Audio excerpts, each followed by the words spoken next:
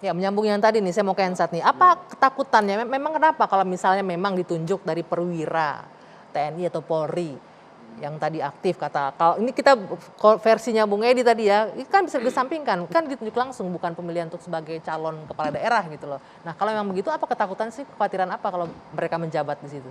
Ya begini, sebetulnya kita kembali ke semangat reformasi. Jadi rezim ini saya nggak ngerti kenapa nih Mbak Anggi, seneng banget ngetes semangat reformasi.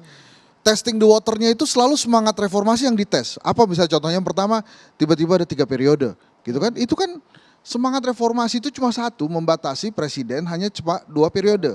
Nah ini dites gitu kan. Kemudian supremasi sipil ini juga kan salah satu semangat reformasi. Ini dites lagi gitu. Memangnya terus mengharapkan masyarakat oke-oke aja gitu ya. Kan selama ini sudah dites, paling yang protes Hensat, itu aja lah, gitu ya, jelas orang. Margarito Kamis gitu, sekali-sekali Bang Emrus gitu ya. Habis itu ya udah kan nggak ada yang protes lagi gitu. Apakah mesti seperti itu terus? Nah sekarang kan Mbak Anggi, ini PLT di 2022-2023 ini adalah PLT terlama di dunia. Bayangkan. Ada 1 tahun sampai 2 tahun ya? 1 sampai 2 tahun. Itu pun kalau nggak mau diundur pilkadanya ke Februari 2025. Bukan PLT ya, termnya istilahnya penjabat di sini ya. Pejabat. Oke. Tetap saja biasanya PLT itu 3 bulan, 6 bulan. Oke.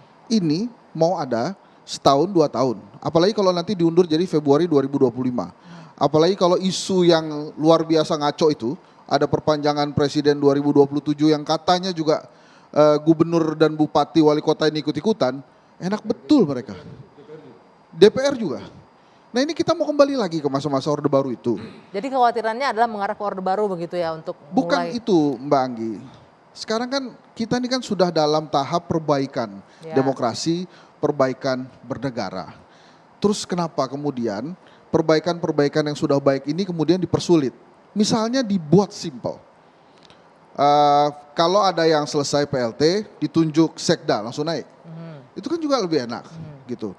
Terus mungkin nggak cukup sekda untuk 271 cukup daerah. Lah, satu provinsi satu kabupaten satu Dan satu ada wali itu kota, SDM-nya ada ada. orangnya. Kalau misalnya tidak mau dirjen gitu. Misalnya kan yang besar-besar biasanya ini kan Jakarta, Jawa Barat, Jawa Tengah, Jawa Timur, Jawa Barat gitu ya. Banten itu kan besar-besar. Mungkin akan dimasukkan dirjen. Malah saya dengar Istana sudah mempersiapkan orang untuk menggantikan Anies Baswedan nanti 2022 gitu kan untuk PLT. Nah, luar biasa dia bisa memprediksi ya. Oke.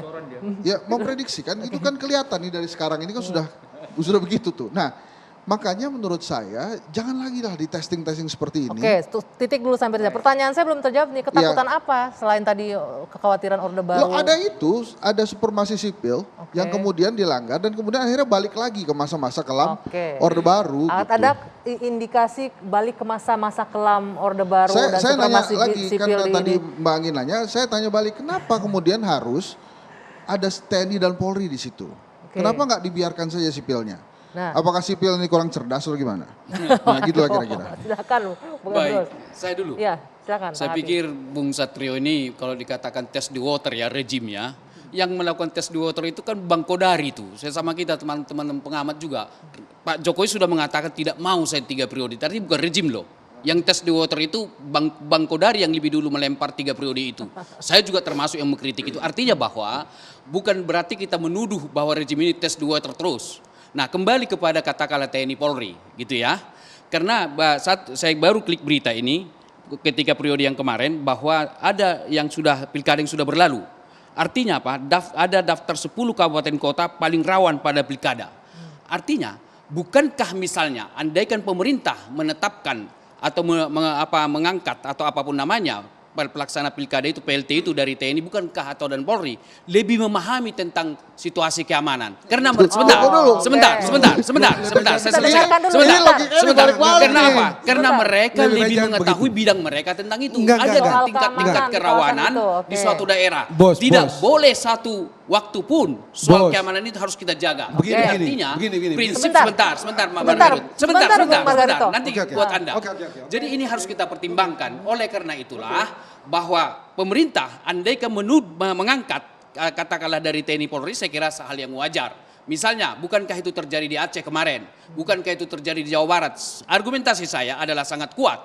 Ketika Polri atau dari Polri di Jawa Barat, yang menang siapa? Bukan dari partai yang berkuasa pada saat itu. Artinya TNI Polri sangat netral dalam melaksanakan tugas-tugasnya. Bukan berarti tunggu supaya kita tahu jadi seolah-olah ini perpanjangan tangan dari rejim. Tidak. Mereka bukan seperti begitu, biasa di sana. dengan Silakan ditanggapi. objektivitas Kalau dan netralitas itu. kemudian Bung alasannya Satrio. adalah Terus, keamanan, berarti selama itu kan nggak ada Kapolda dan tidak ada Panglima di sana. Jadi ada tugasnya masing-masing.